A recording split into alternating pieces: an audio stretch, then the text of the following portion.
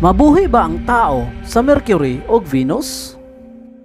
Kanang tanan dapat atong masayran.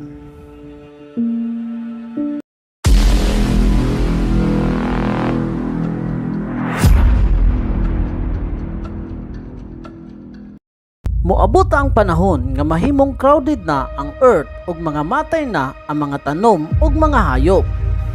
Ug apil na pud tang mga tao. Diha may tabo nga biyaan na nato ang Earth ug mobalhin na ta sa laing planeta kung diin didto ta pwedeng mabuhi. Ang dakong pangutana kung asa. Delikado nga lugar ang atong solar system. Naay nagkalayo og volcanic nga planeta. Planeta nga naay kusog kaayo nga hangin ug bagyo. Clouds nga naay deadly acid. Temperature nga sobra kainit nga kayang makatunaw og bakal. Taliwala aning mga delikado nga planeta, naa pa ba'y planeta nga pwede natong mapuy-an pag-abot sa panahon? Dunay 9 ka planeta sa atong solar system. Apan, usara niini ang naay kinabuhi. Nga mao ang Earth nga atong nahimutangan karon. Abundant kita sa oxygen ug tubig. Busa ang tanang klaseng kinabuhi is naa diri sa atong planeta. Apan ang atong kalibutan is gakausab tungod sa climate change. Nag-anam nagkatunaw ang ice sa North Pole ug kini maoy hinungdan nganong gataas pod ang level sa tubig sa dagat. Posible nga sa sunod nga henerasyon daghan ng lugar ang masakop sa dagat. Ang uban area is dili na pod mapuy-an tungod sa kadaghan sa mga tao. Sa ingon ana, mahimo nang crowded ang atong planeta. Kana nga panahon is manginahanglan na pud ta og more space para makasurvive. Before ta magpadayon, kung bago ka pa lang diri sa atong channel, don't forget to subscribe, like and share. Be updated always sa mga panghitabo sa atong kalibutan.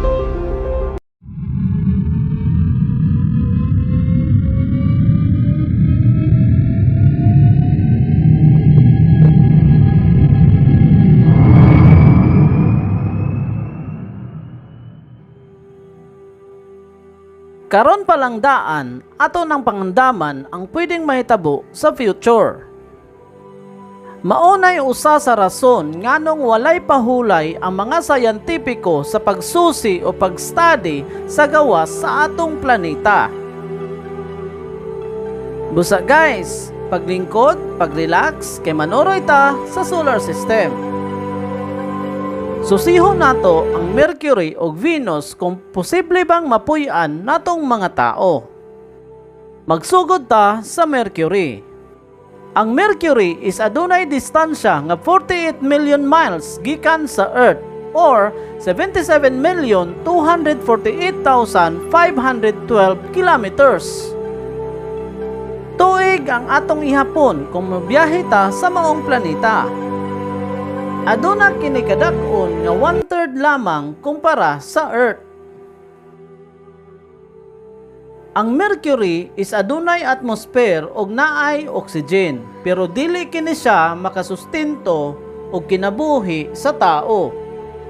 Kining mga lama o mga bangag sa surface sa Mercury is gama sa mga asteroid nga nangahulog kaniadtong unang panahon pagkabuo sa atong solar system. 4 billion years ago na ang nilabay. Apan sa pagkakaron is panalagsa na lamang kining mahitabo. Niagi pud ni siya og shockwaves nga tungod sa kakusog is nibalhin sa likod nga parte niini ang mga yuta ug nakagama og bukid.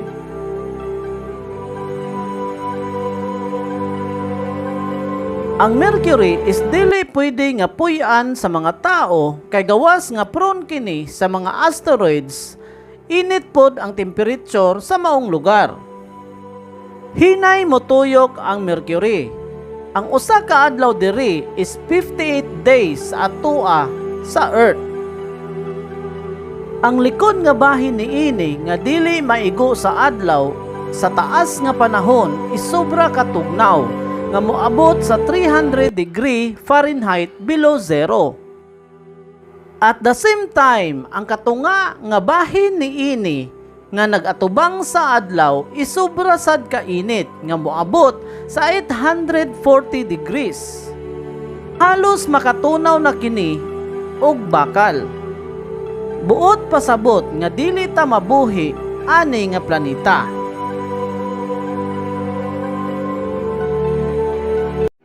Karon, magpalayo ta gamay sa adlaw. Sulayan nato og bisita ang Venus.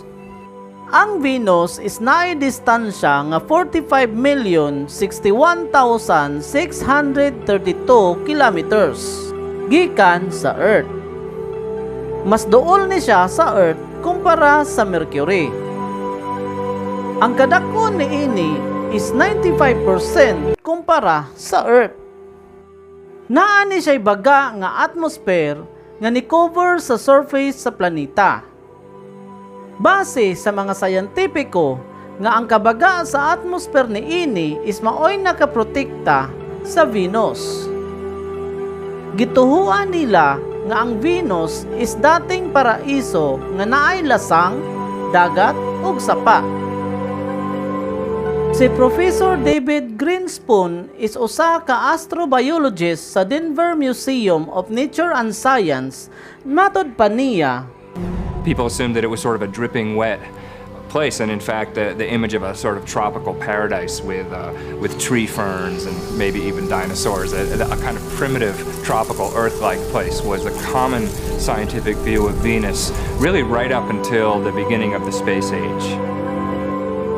In 1960s and 70s, while ga-explore ang NASA sa Mars, ang Soviet Union nag-usab og plano. Gusto nila nga susihon ang Venus. Ang ilang tuyo is kuhaan og mga litrato o images ang surface sa Venus. Nahimong successful ang ilahang pagpalupad og spacecraft sa Venus apan nawala ang signal niini pag-abot sa atmosphere sa Venus. Niadtong October 1975 ay pa nila kini nalukit og balik. Nakasend pa kini og pipila nga mga pictures o images sa surface sa Venus. Mauto siya ang pinakaunang images nga nakuha gikan sa Venus. Ang Venus di ay is usa ka luag nga kabatuhan ug deserto. Baghuay lang naay bag-ong update ang mga sayantipiko bahin sa Venus. Matod pa nila nga ang clouds sa Venus is dili lang basta ordinaryo nga clouds. Usa ni siya ka vaporized acid nga kayang makatunaw sa bisan unsa nga klase nga bakal. Gituhuan sa mga sayantipiko nga ang acid clouds is gikan sa bayolenteng kaagi sa Venus. Ang pagbuto sa mga bulkan og sa kada taod-taod nga pag-shower sa magma nga maoy nakasunog sa billions of tons nga sulfur og nipaingon sa atmosphere.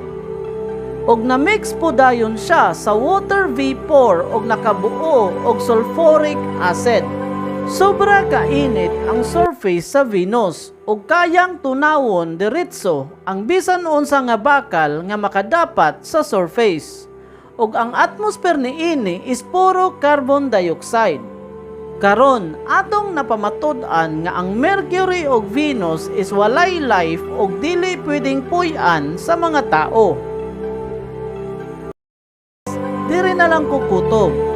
Sa next video nato is mobiyahe na pud ta paingon sa Mars ug Jupiter. Atong susihon kung posible ba ang kinabuhi sa maong mga planeta. I hope nga daghan mog natun-an sa atong topic karon. Ayaw kalimot sa pag-subscribe aron updated ka sa mga